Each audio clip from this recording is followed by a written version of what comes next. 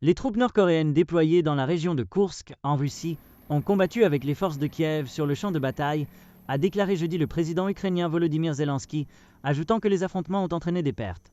Zelensky a déclaré que 11 000 soldats nord-coréens se trouvent dans la région où l'incursion militaire de 3 mois de l'Ukraine sur le territoire russe a stagné.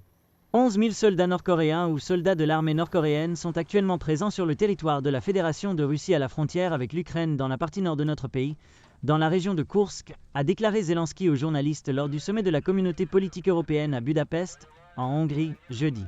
Certaines de ces troupes ont déjà participé au combat contre l'armée ukrainienne. Oui, il y a déjà des pertes, c'est un fait. Il n'a pas précisé quelle partie avait subi des pertes. Le New York Times a rapporté plus tôt cette semaine qu'un certain nombre de troupes nord-coréennes avaient été tuées lors d'une bataille entre les forces russes et ukrainiennes, citant des responsables américains et ukrainiens de haut niveau. L'annonce de l'utilisation de troupes nord-coréennes dans les combats intervient alors que les États-Unis et leurs alliés envisagent comment répondre au partenariat militaire croissant entre Moscou et Pyongyang. L'Ukraine et ses alliés de l'OTAN évaluent également comment la réélection de Donald Trump affectera l'équilibre de la guerre et se préparent à la possibilité d'une réduction dramatique du soutien américain 2 ans et demi après l'invasion russe.